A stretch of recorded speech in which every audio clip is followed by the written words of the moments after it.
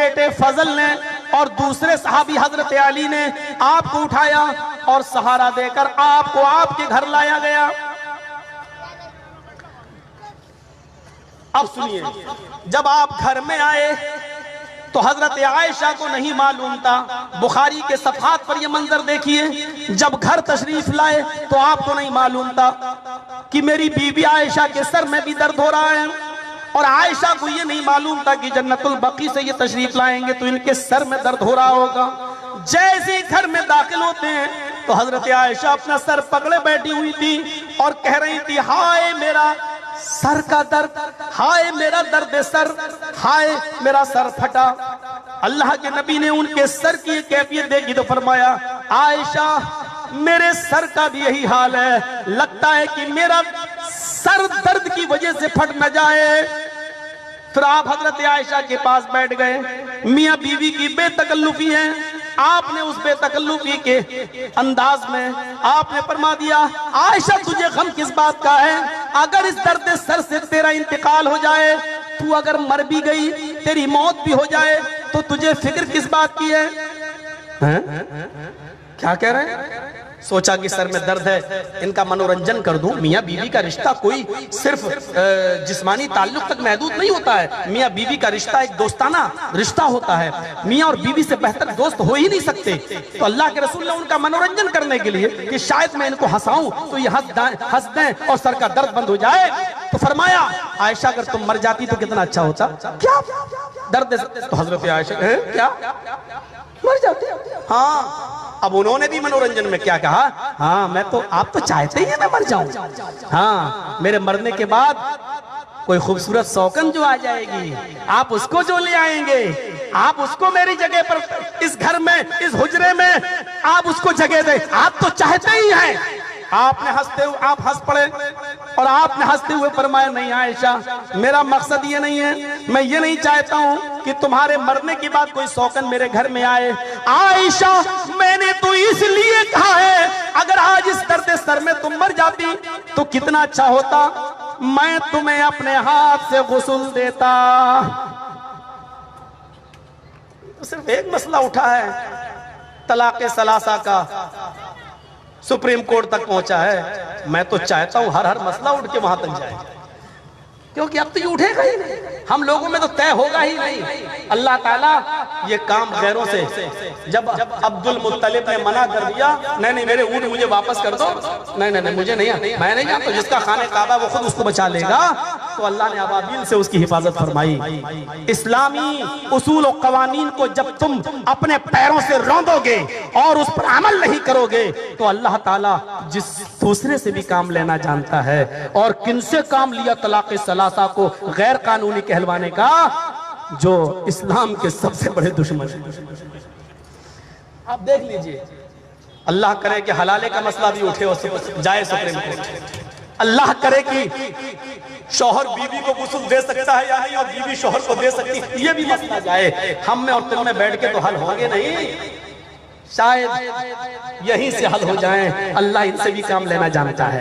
تو حضرت عائشہ، اللہ کے نبی فرماتے ہیں، بخاری کے صفحات پر منظر دیکھو، بخاری کے صفحات پر منظر دیکھو، اللہ کے نبی نے فرمایا، عائشہ کتنی خوش نصیب ہوتی تم، اگر تمہارا انتقال ہو جاتا میں تمہیں اپنے ہاتھوں سے غسل دیتا، میں تمہیں کفن پہناتا، یہاں تو شکل تک نہیں دیکھنے دی جاتی، غسل دینا تو بہت دور کی بات، قیامت برپا ہوئی، غسل دے دیا، طلاق ہو گئی، نکاح کے بعد تو مرنے کے بعد تو نکاح ٹوٹ جاتا، دے دیا، اور یہاں تو قیامت برپا ہو جائے گی، قیامت۔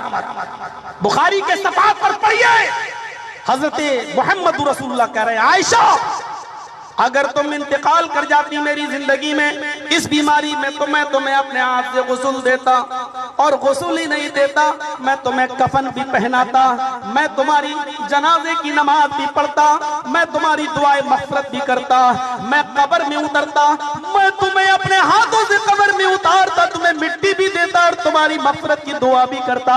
عائشہ تیرے نصیبے کا کیا کہنا ہوتا، عائشہ تیری قسمت کا کیا کہنا ہوتا، آپ بتائیے۔ اور اس کے بعد آپ روزانہ پوچھتے رہے، انتقال سے 11 دن پہلے آج میری باری کہاں ہے، جہاں ہوتی تھی وہاں پہنچا دیا گیا. دوسرے دن پوچھا 10 دن پہلے آج میری باری کہاں ہے؟ جہاں تھی بتا دیا گیا. 9 دن پہلے آج میری باری کہاں ہے؟ جس کے یہاں تھی پہنچا دیا گیا. 8 دن پہلے آج میری باری کہاں ہے؟ جس کے یہاں تھی پہنچا دیا گیا. 7ویں دن انتقال سے 7 دن پہلے آپ کی طبیعت میں کچھ زیادہ ناسازگی آئی، درد کا سر بڑھ گیا، بخار کی وجہ سے سر میں آپ نے پٹی باندھ لی. پٹی باندھے ہوئے تھے سر میں اور پوچھ رہے تھے کہ میری باری کہاں ہے. بار بار پوچھتے جا رہے تھے میری باری کہاں ہے. بتایا آج آپ کی باری عائشہ کے گھر میں. ساری بیویاں سمجھ گئی اللہ کے نبی صلی اللہ علیہ وسلم کو اسی باری کا انتظار تھا، اور وہ یہ بھی سمجھ گئی اشاروں سے کہ اللہ کے نبی اپنی اسی بیوی کے گھر میں رہنا چاہتے ہیں، لیکن بے انصافی کیسے کریں. استفہامیہ نظریں اٹھتی ہیں بیویوں کی طرف. اگر تمہاری اجازت ہو تو میں عائشہ کے گھر ہی میں کچھ دن رہ لوں. ساری بیویاں اجازت دے دیتی ہیں خوشی خوشی. ہاں ٹھیک ہے، آپ حضرت عائشہ کے حجرے میں رہیے. حضرت عائشہ بیان کرتی ہیں انتقال سے 7 دن پہلے محمد رسول اللہ کو ایک بیوی کے حجرے سے میرے حجرے میں اس طرح لایا گیا کہ ایک طرف فضل ابن عباس تھے اور دوسری طرف حضرت علی تھے. دونوں نے اپنے اپنے کاندھوں پر نبی اکرم کو اٹھا رکھا تھا. آپ کے پیر زمین پر گھسٹ رہے تھے. بخاری باب مرضی نبی صلی اللہ علیہ وسلم کے اندر پورا منظر دیکھ لیجئے. اس حال میں نبی اکرم میرے گھر میں داخل ہوئے میرے حجرے میں کہ ایک طرف حضرت ابن عباس تھے اور دوسری طرف حضرت علی تھے، اور یہ دونوں سہارا دیے ہوئے تھے. نبی اکرم کے سر پہ پٹی بندھی ہوئی تھی اور پیر زمین کے اوپر گھسٹ رہے تھے. اس حال میں آپ میرے حجرے میں داخل ہوئے. میں نے اپنے بستر پر محمد رسول اللہ کو آرام سے لٹا دیا. میں نے ان کو اپنی ران کے اوپر ان کا سر رکھ لیا. میں ان کے اوپر معوذات پڑھتی جاتی. نبی اکرم نے مجھے جو دعائیں سکھلائی تھی میں ان دعاؤں کو پڑھتی جاتی اور برکت کے طور پر نبی اکرم کے ہاتھ میں دم کر کے اور نبی کے ہاتھ کو ہی ان کے پورے جسم پر پھیرتی جاتی. یہ 7 دن پہلے محمد رسول اللہ صلی اللہ علیہ وسلم اپنے گھر حضرت عائشہ صدیقہ کے پاس تشریف لاتے ہیں. ہاں اب سنیے، جب تشریف لے آئے تو آپ نے خواہش ظاہر کی. 7 دن پہلے آپ نے خواہش ظاہر کی کہ تو بخار تو بہت تیز ہے، میرا جسم چلا جا رہا ہے، سر میں درد بہت تیز ہے، مجھے مختلف کنووں کے پانی سے نہلائیے. میرے لیے مختلف کنووں کا پانی لایا جائے. 7 کنووں کا پانی لایا گیا. حضرت عائشہ فرماتی ہیں ایک برتن تھا حضرت میمونہ کے گھر میں، اس کو ہم لوگ لگن بولا کرتے تھے. اس برتن کو لگن کہا جاتا ہے. اس لگن کو لایا گیا اور اس لگن میں اللہ کی ٹب کی طرح تھا، اس ٹب کو رکھ دیا گیا. اس پر نبی اکرم صلی اللہ علیہ وسلم کو بٹھا دیا گیا. پھر اللہ کے نبی صلی اللہ علیہ وسلم کے اوپر 7 کنووں کا پانی ڈالا گیا. اس دن آپ طبیعت سے نہائے. 7 کنووں کا پانی نبی اکرم کے اوپر ڈالا گیا اور آپ اتنا نہائے اتنا نہائے اتنا نہائے کہ آپ خود ہی کہنے لگے بس کرو، آج میں طبیعت سے نہایا ہوں، آج میں نے طبیعت سے غسل کیا ہے.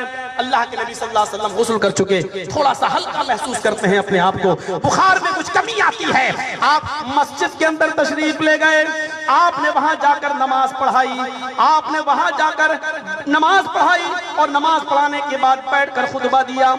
وہاں آپ نے بیٹھ کر خطبہ دیا. اب یہ تو خطبے میں آپ نے کچھ نصیحتیں کی، کچھ وصیتیں کی، اور نصیحتیں کرنے کے بعد محمد رسول اللہ صلی اللہ علیہ وسلم اپنے گھر تشریف لے آتے ہیں، اپنے حجرے میں آتے ہیں. انتقال سے 6 دن پہلے آپ پھر مسجد میں نہیں جا سکے، یا گئے تو نماز پڑھی اور آ گئے، نماز پڑھی اور آ گئے. اس سے زیادہ آپ نے کچھ نہیں کیا. میرے بھائیوں، 5 دن پہلے انتقال سے 5 دن پہلے طبیعت میں تھوڑا سا سکون پائے تو پھر گئے مسجد میں. آپ نے پہلے منبر پر بیٹھ گئے، ابھی آپ نے نماز نہیں پڑھائی، پہلے منبر پر بیٹھ گئے اور بیٹھنے کے بعد آپ نے یہ خطبہ بیٹھ کر دیا.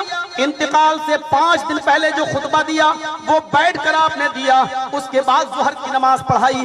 آپ نے جو بیٹھ کر خطبہ دیا اس میں آپ نے پہلا جو جملہ ادا کیا وہ جملہ یہ تھا لعنت اللہ علی الیہود والنصارى اتخذوا قبور انبیائہم مساجدا. اللہ کی لعنت ہو یہودیوں پر، عیسائیوں پر، اللہ کی پھٹکارو یہود و نصارہ پر، جنہوں نے اپنے اپنے نبیوں کی قبروں کو سجدہ کرنے کی جگہ بنا لیا، اپنے اپنے نبیوں کی قبروں کو مسجد بنا لیا. جو کام مسجد میں ہوتے ہیں سجدہ کرنے کا، یہ یہود و نصارہ اپنے اپنے نبیوں کو سجدہ کرنے لگے. اللہ کی لعنت ہو یہود و نصارہ پر، جنہوں نے اپنے اپنے نبیوں کی قبروں کو سجدہ گاہ بنا لیا. مسلم کے حدیث کے دوسرے الفاظ ہیں قاتل اللہ الیہود والنصارى اتخذوا قبور انبیائہم المساجد. بخاری میں لعنت اللہ اور مسلم میں قاتل اللہ الیہود والنصارى. اللہ برباد کر دے، اللہ تباہ کر دے یہود و نصارہ کو، جنہوں نے اپنے اپنے نبیوں کی قبروں کو سجدہ گاہ بنا لیا. جرجی صاحب کچھ بولنے کی ضرورت نہیں ہے، آپ حدیث پڑھتے جائیے، پوسٹ مارٹم اپنے آپ ہوتا جائے گا. کیا ضرورت ہے نام لینے کی؟ مرے ہوئے کو کیا مارو؟ جس کو اللہ کے رسول نے اتنا زبردست مار دیا ہو. لعنت ہو یہود و نصارہ پر، جنہوں نے اپنے اپنے نبیوں کی قبروں کو مسجد و سجدہ گاہ بنا لے. اب تعویل کریں گے نہیں وہ عبادت والا سجدہ کرتے تھے، ہم تو تعظیمی کرتے ہیں، ہم تو عزت والا کرتے ہیں. عزت والا سجدہ جائز ہے تو ٹھیک ہے. ہم اس دیش کے سرووچ پد پر براجمان پردھان منتری کو کر لیں، کیا کہو گے آپ؟ ہم یہ کہہ دیں عبادت والا نہیں ہے، ہم نے تو تعظیمی کیا ہے، عزت والا کیا ہے. اور اللہ کے رسول نے فرمایا تم دوسروں کے بزرگوں کی عزت کرو تاکہ وہ جواب میں تمہارے بزرگوں کی عزت کریں. تو اس کا مطلب یہ ہے کہ آپ فتویٰ تو دو کہ تعظیمی سجدہ جائز ہے. اگر تعظیمی سجدہ جائز ہے تو عیسائی بھی تو عیسیٰ کو تعظیمی سجدہ کرتا ہے، پھر کافر کیوں ہے؟ یہودی بھی تو موسیٰ کو تعظیمی سجدہ کرتا ہے، پھر وہ ناجائز کیوں ہے؟ ہندو بھی تو کرشن جی اور رام چندر جی کو اور مورتیوں کو تعظیمی سجدہ کرتے ہیں، وہ بھی تو ان کی بھکتی اور عبادت نہیں کرتے ہیں، تو پھر وہ ناجائز کیوں ہیں؟ یہ کریں تو ناجائز، تم کرو تو جائز. اب لیپ ٹاپ والے بابا آئیں گے، اس کی تعویل کریں گے. غور کرو میرے پیارے ساتھیوں، اللہ کے نبی نے فرمایا اللہ کی لعنت ہو یہود و نصارہ پر، جنہوں نے اپنے اپنے نبیوں کی قبروں کو سجدہ گاہ بنا لیا. پوری زندگی آپ اسی سے تو روکتے رہے لوگوں کو، کبھی آپ نے اس انداز میں لوگوں کو روکا؟ حضرت جابر ابن عبداللہ اس حدیث کے راوی ابو داؤد کتاب الجنائز چیپٹر کھولو. نہا رسول اللہ صلی اللہ علیہ وسلم ان یقعد علی القبر. حضرت جابر ابن عبداللہ فرماتے ہیں اللہ کے رسول صلی اللہ علیہ وسلم نے منع کیا ہے. ہم اپنی طرف سے کہہ رہے ہیں، اللہ کے نبی کہتے ہیں، جابر ابن عبداللہ فرماتے ہیں کہ اللہ کے نبی نے منع کیا ہے ان یقعد علی القبر، قبر کے اوپر بیٹھنے سے. یہاں تو بیٹھیں گے نہیں تو انکم ہی نہیں ہوگی. قبر پر بیٹھنے سے منع کیا، اور صرف منع نہیں کیا،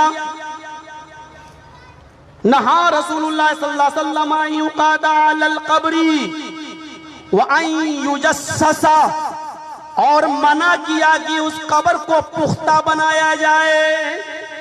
منع کیا اس قبر کو پکا بنانے، پختہ کرنے سے. یہاں تو جتنی پکی قبر ہے اتنا بڑا بابا ہے، جتنی مضبوط قبر ہے اتنا ٹھوس بابا ہے. اللہ کے نبی نے منع کیا ہے قبر کو پکا بنانے سے. اور سنیے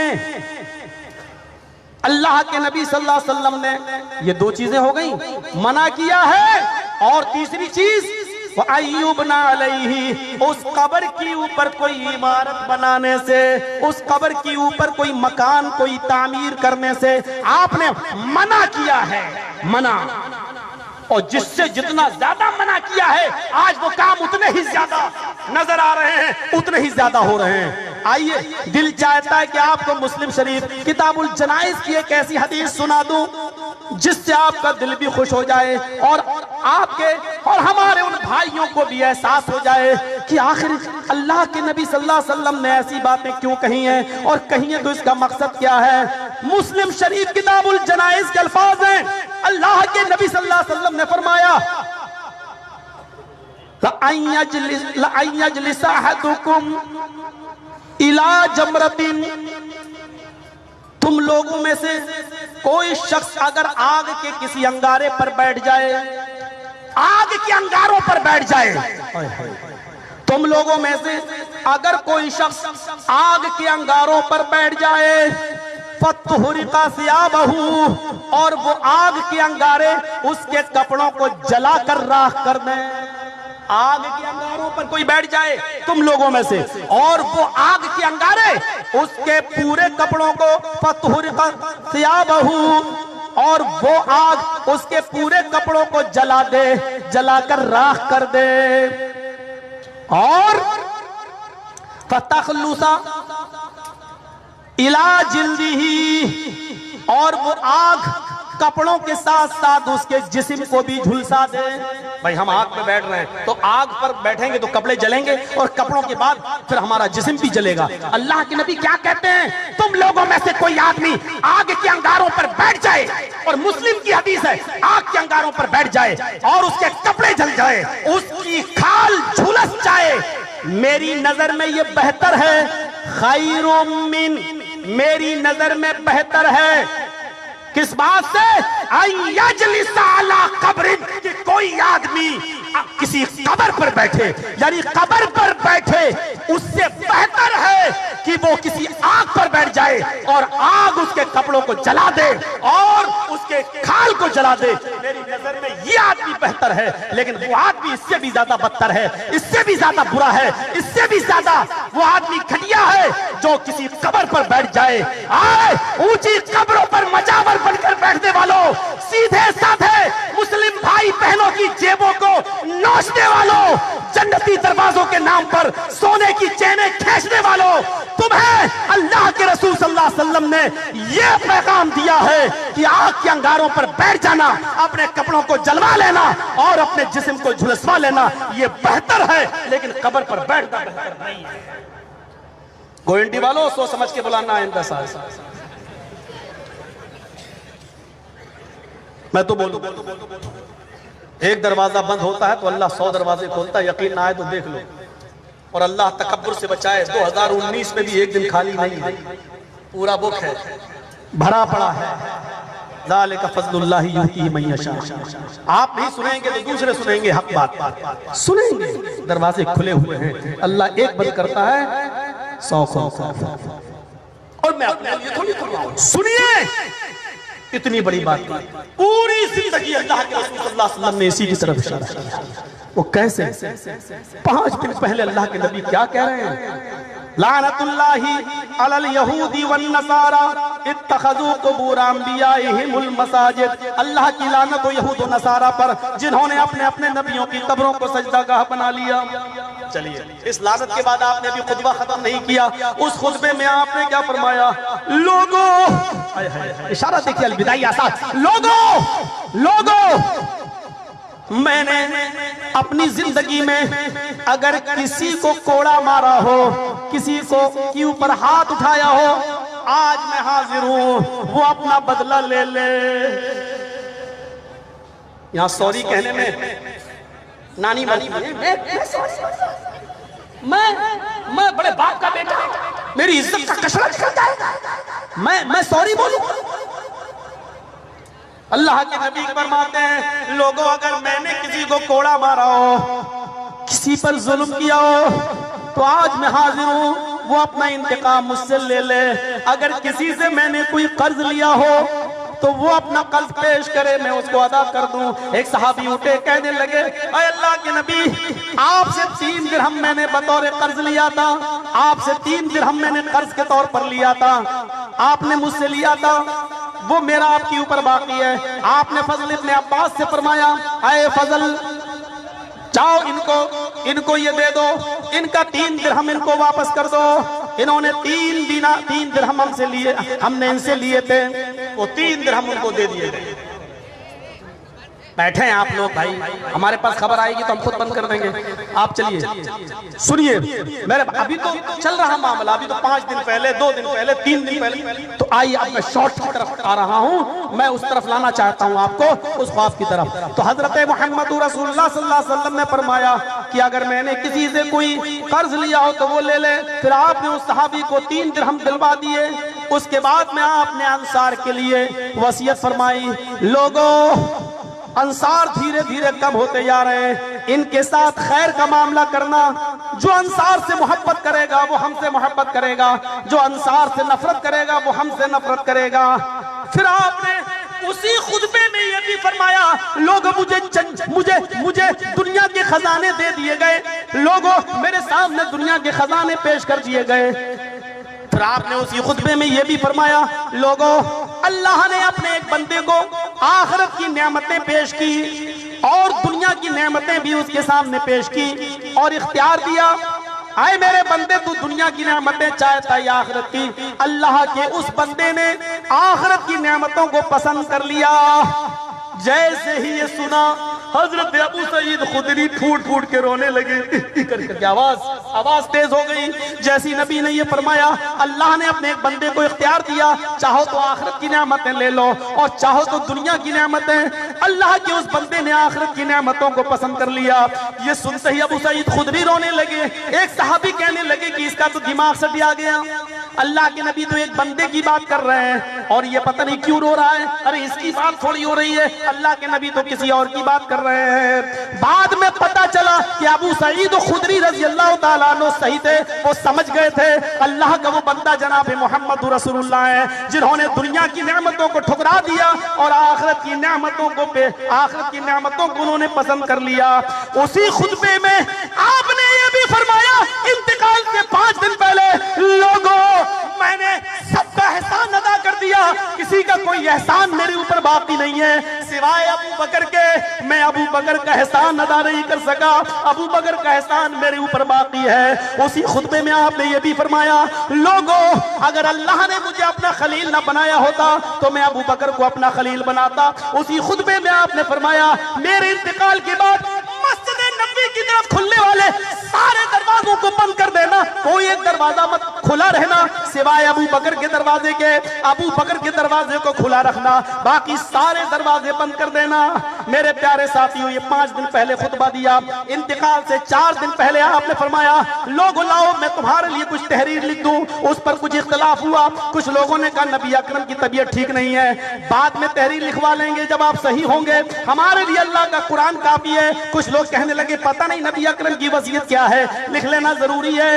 اتنا اختلاف ہوا کہ اللہ کے نبی نے فرمایا ہمارے سامنے سے اٹھ جاؤ۔ پھر اسی انتقال سے 4 دن پہلے آپ نے 3 وصیتیں فرمائیں، آپ نے 3 وصیتیں فرمائیں۔ پہلی وصیت یہ تھی انتقال سے 4 دن پہلے، لوگوں یہود و نصارہ کو جزیرت العرب سے نکال دینا۔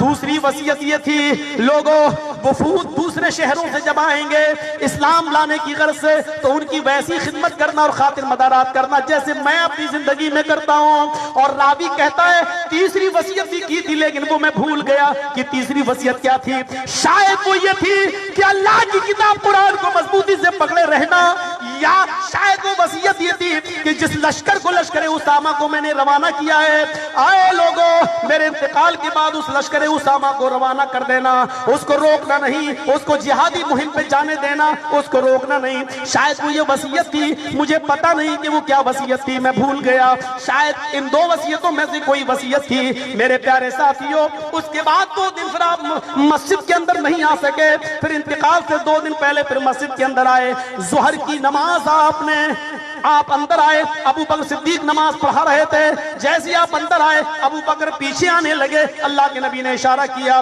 تم اپنی جگہ پر رہو، وہ اشارہ سمجھ گئے، اپنی جگہ پر رہے، اللہ کے نبی ان کے بائیں طرف بیٹھ گئے جہاں امام بیٹھتا ہے۔ اب منظر یوں تھا کہ اللہ کے نبی نماز پڑھا رہے تھے بیٹھ کر، اس کی اقتدا ابو بکر صدیق کر رہے تھے اور ابو بکر کی اقتدا تمام مصلی و تمام صحابہ کر رہے تھے، یعنی اللہ کے نبی نماز پڑھا رہے تھے، ابو بکر اقتدا کر رہے تھے اور ابو بکر کی ابتدا سارے صحابہ کر رہے تھے. یہ منظر نظر آیا. آپ نے یہ ظہر کی نماز پڑھائی اور اس کے بعد پھر آپ نماز نہیں پڑھا سکے. پھر آپ انتقال سے ایک دن پہلے آپ کا معاملہ بالکل عجیب تھا. آپ نے انتقال سے ایک دن پہلے جتنے غلام تھے اللہ کے نبی کے وہ سب آپ نے آزاد کر دیے. 7 درہم اللہ کے نبی کے پاس تھے, ان 7 درہموں کو آپ نے صدقہ کر دیا. پھر آپ نے فرمایا لوگوں میری ایک زرہ یہودی کے پاس گروی رکھی ہوئی ہے, اس زرہ کو تم لے لینا. میں نے کوئی 30 سا یعنی 75 کلو جو گئی بس میں نے اس زرہ کو گروی رکھ دی. میرے پاس کھانے پینے کو نہیں تھا, میں نے 75 کلو جو سے اس زرہ کی عوض لے لیا تھا. جب میں 75 کلو جو دے دوں تو وہ زرہ تم مجھے دے دینا. میرے پاس 75 کلو جو کا انتظام نہیں ہو سکا, وہ زرہ 75 کلو جو دے کر لے لینا اور بیت المال میں جمع کر دینا, جہاد کے کام آئے گی. میرے بھائیوں وہ رات آخری رات تھی, وہ رات آخری رات تھی. جو لوگ نبی اکرم کو دور سے دیکھنے آ رہے تھے وہ بس نبی اکرم سے ملاقات کر کے جا رہے تھے. کسی نے کہا عائشہ گھر میں چراغ جلا دو, میں تمہارے نبی سے ملاقات کے لیے آتا ہوں, چہرہ نہیں دیکھ پا رہا ہوں. تو حضرت عائشہ نے فرمایا یہ تمہارے نبی ہیں, ان سے کہو کہ گھر میں کیا ہے. 7 درہم دے وہ بھی صدقہ و خیرات کر دیا. میرے گھر میں اتنا تیل نہیں کہ میں چراغ جلا کر تمہیں جناب محمد رسول اللہ صلی اللہ علیہ وسلم سے ملوا سکوں اور نبی کا چہرہ دکھلا سکوں. وہ رات کٹ گئی. اب سنیے جو منظر دیکھنے کے لائق ہے, فجر کی نماز کا وقت ہے. آپ نے آواز سنی, ابو بکر نماز پڑھا رہے ہیں. پردہ ہٹایا حجرہ عائشہ کا, پردہ ہٹا کر کیا دیکھتے ہیں, حضرت ابو بکر مصلی امامت پہ کھڑے ہیں جہاں اللہ کے رسول کھڑے ہوتے تھے اور سارے صحابہ آپ کے پیچھے نماز پڑھ رہے ہیں. جیسی پردہ ہٹا ہوا دیکھا ابو بکر پیچھے کی طرف ہٹنے لگے. آپ نے خاص کر اشارہ کیا نہیں تم ہی نماز پڑھاؤ. اس دن ایسا لگا اللہ کے نبی صلی اللہ علیہ وسلم کا چہرہ تمتما اٹھا, چمک اٹھا.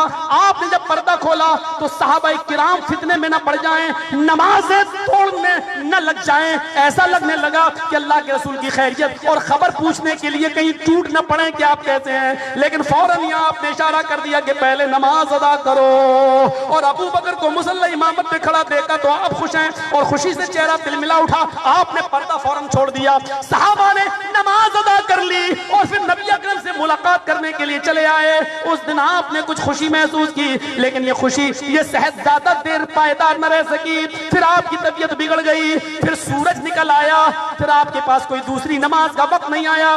چاشت کے وقت آپ نے حضرت فاطمہ کو بلوایا. حضرت فاطمہ آئی. حضرت فاطمہ نے نبی اکرم کو دیکھا تو چیخ پڑی, واہ کر بابا, آئے میرے ابو کی تکلیف. اللہ کے نبی نے فرمایا فاطمہ آج کے بعد تیرے ابو کو کبھی اتنی تکلیف نہیں ہوگی. اس کے بعد آپ نے ان سے سرگوشی کی اور کان میں کچھ ان کے راز کی بات کہی. حضرت فاطمہ رونے لگی. اس کے بعد آپ نے پھر ان سے سرگوشی کی. حضرت فاطمہ ہنسنے لگی.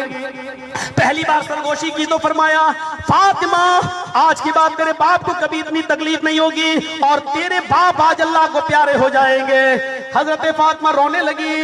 اس کے بعد فرمایا دوسری بار جب ہنسی تو فرمایا فاطمہ اللہ تعالیٰ نے تجھے جنت کی تمام عورتوں کا سردار بنا دیا اور میرے اہل بیت میں تم سب سے پہلے مجھ سے ملاقات کرو گی.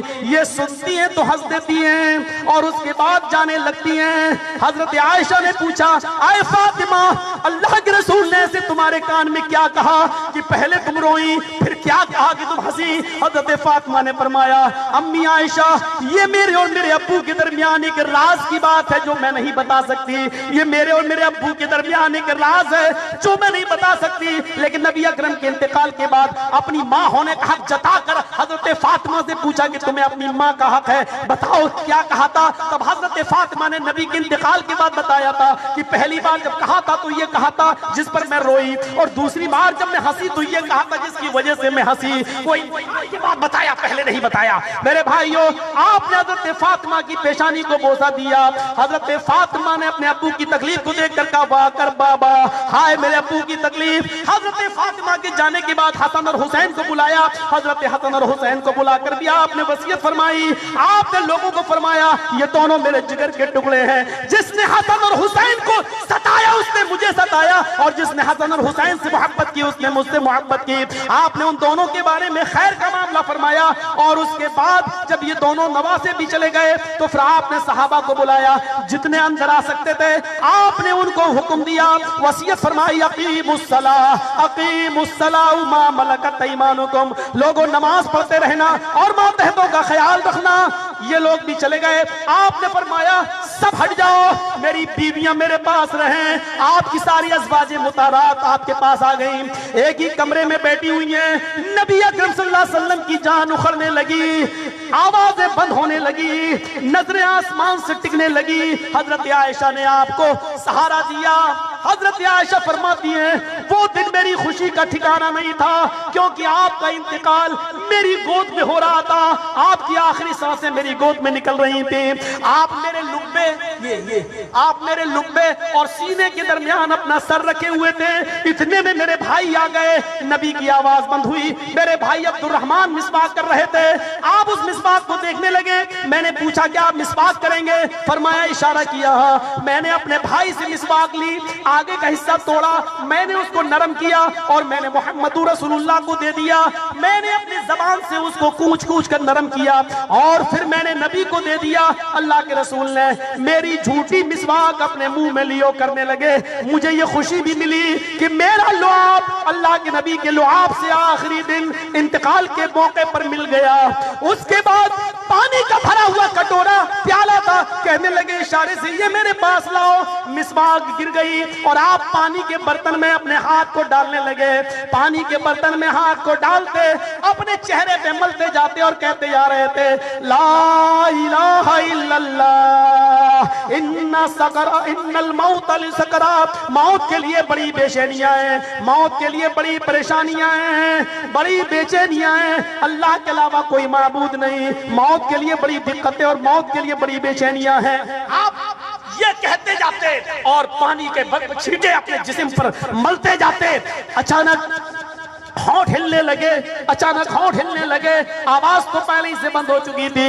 حضرت عائشہ نے دیکھا آنکھیں کھلی کی کھلی رہ گئی اور اللہ کے نبی کے ہونٹ ہل رہے ہیں۔ میں نے اپنا کان لگایا تو اللہ کے نبی صلی اللہ علیہ وسلم کے آخری جملے یہ نکل رہے تھے فی الرفیق الاعلی اللہم فی الرفیق الاعلی اللہم فی الرفیق الاعلی اللہم فی الرفیق الاعلی۔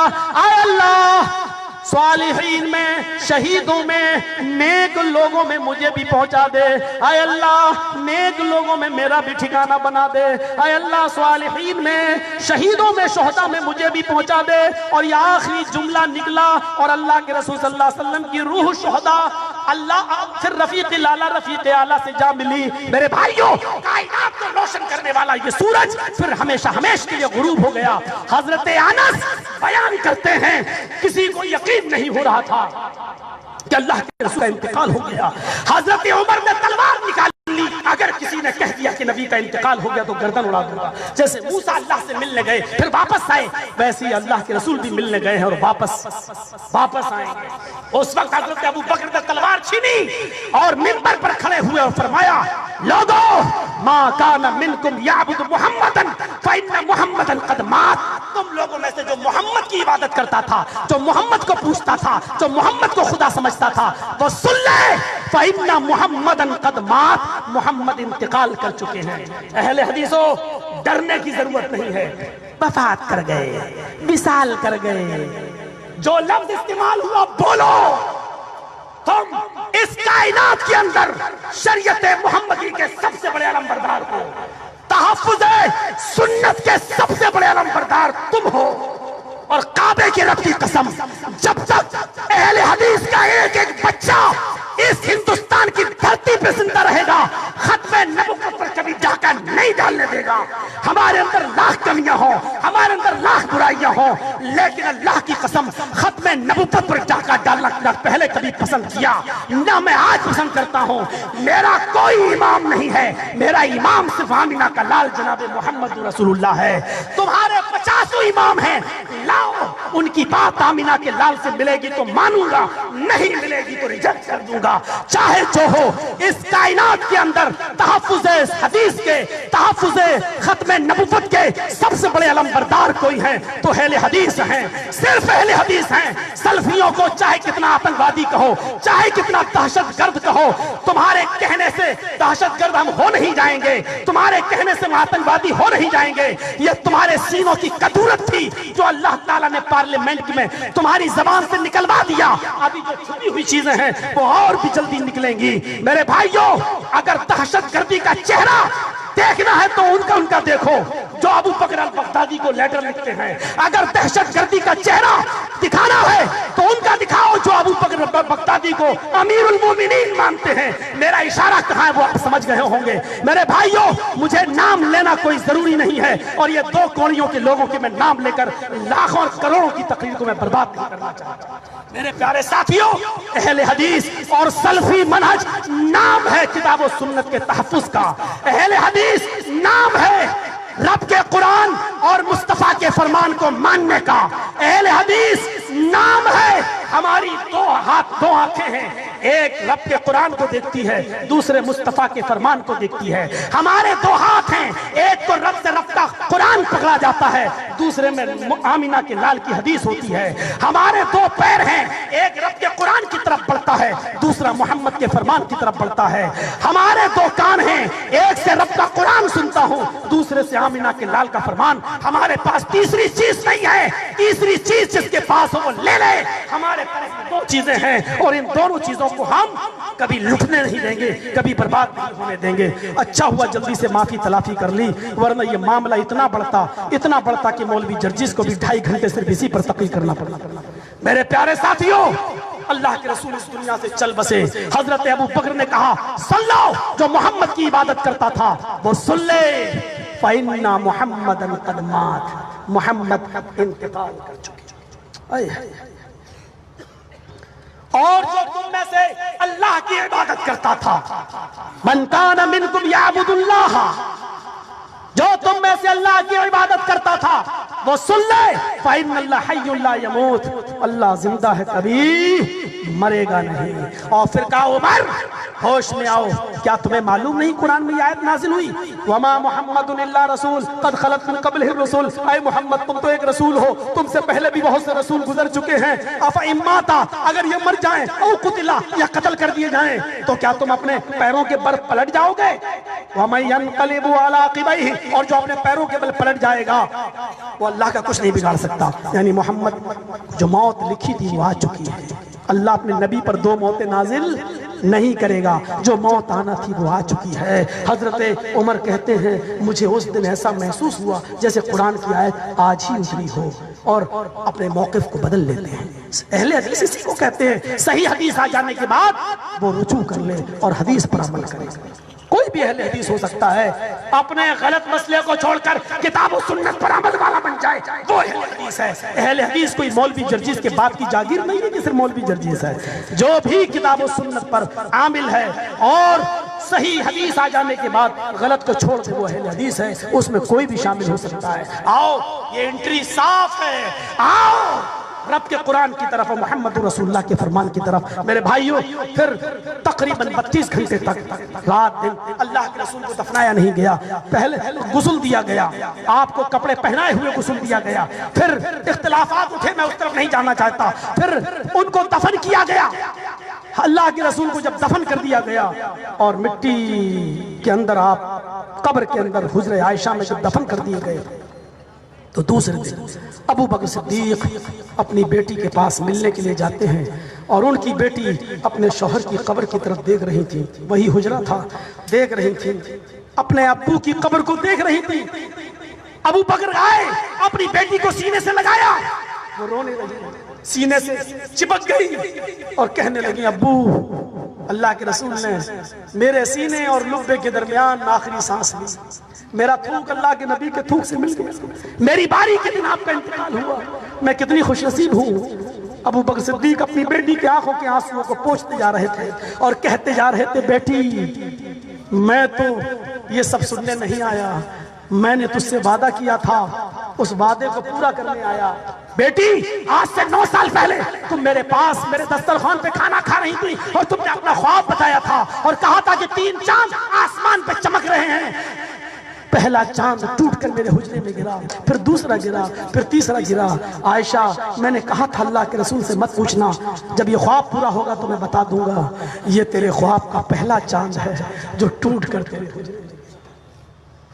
عائشہ یہی چاند ہے جو ٹوٹ کر تیرے حجرے میں گرا، ابھی 2 چاند تو اپنی آنکھوں سے اور دیکھ۔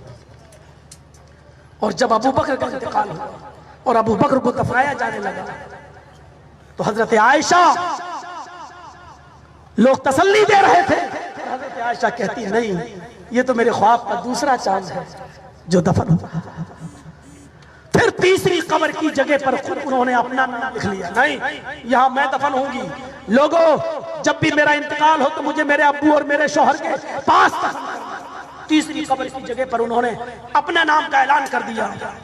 لیکن 10 سال خلافت کرنے کے بعد جب حضرت عمر اس دنیا سے رخصت ہوئے اور جب ابو لولو نے، فیروز نے ان کو خنجر مارا اور زخمی ہو گئے، اور جب ان کو لگا کہ اب میں بچوں گا نہیں تو انہوں نے ایک قاصد کو بھیجا اور لیٹر لکھ کر اور حضرت عائشہ سے اس تیسری قبر کی جو جگہ تھی حجرے میں اس جگہ پر اپنے آپ کو دفن ہونے کی اجازت مانگی۔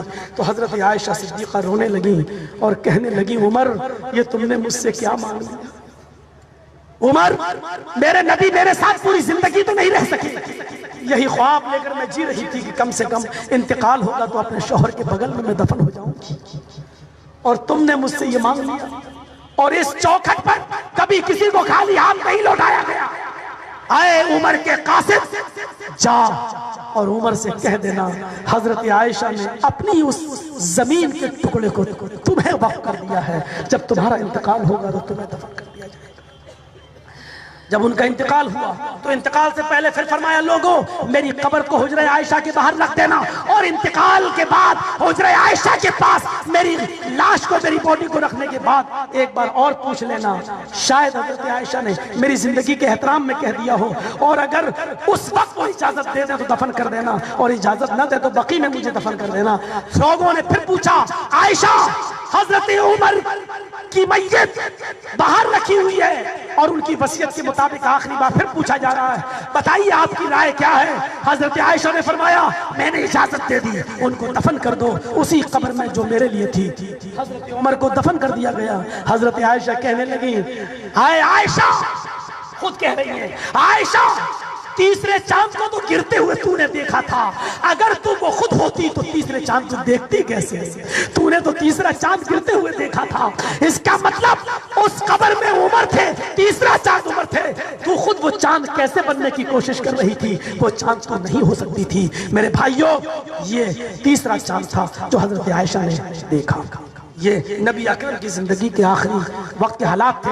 حقیقت میں تو یہ تقریر 2.5-3 گھنٹے میں پوری ہوتی ہے، کیونکہ اس کو کتنا لمبا میں اس کو کھینچوں اور کتنا شارٹ کروں، اس کو کرتے کرتے بھی میں 10:30 بجا دیا۔ پرشاسن والوں نے ساتھ دیا، بہت ساتھ دیا، میں ان کا بہت بہت مشکور ممنون ہوں اور دھنیواد ان کو پیش کرتا ہوں کہ انہوں نے دین کے اور دھرم کے اس کام میں ہمارا ساتھ دیا۔ میں ایشور سے پرارتھنا کرتا ہوں کہ وہ تمہیں بھی اس کا پنیہ دے، اور پنیہ کا مطلب یہ ہے کہ تمہیں بھی سچی سمجھ دے، اور پنیہ کا مطلب یہ ہے کہ تمہیں بھی دھرم اور دین کو سمجھنے کی پریرنا دے، اور سارے دھرموں سے اور سارے مذہبوں سے پیار کرنے کی اور پریم کرنے کی پریرنا دے، اور اسلام کو سمجھنے کی بھی پریرنا دے۔ اور آپ سے گزارش ہے کہ نبی اکرم کی زندگی کے آخری حالات کو سننے کے بعد آپ یہاں سے جا رہے ہیں تو اپنی زندگی کے اندر ایک انقلاب پیدا کیجئے۔ اللہ تعالیٰ سے دعا ہے کہ ہمیں محمد رسول اللہ کے بتائے ہوئے طریقے پر چلنے کی توفیق عطا فرمائے، اور جب ہمارا خاتمہ ہو تو ایمان پر فرمائے۔ پھر جلسے کے آداب کو آپ نے ملحوظ نہیں رکھا کل کی طرح، میں نے کہا جب تک دعائیہ کلمات نہ ہو جایا کریں اٹھا مت کرو۔ میرے بھائیوں بہت غلط بات ہے، یہ جلسے کے آداب کے خلاف ہے۔ بیٹھیے، کچھ اعلانات ہوں گے اور پھر دعا کے بعد جلسے کے اختتام کا اعلان ہوگا، اس کے بعد آپ جائیے۔ السلام علیکم ورحمۃ اللہ وبرکاتہ۔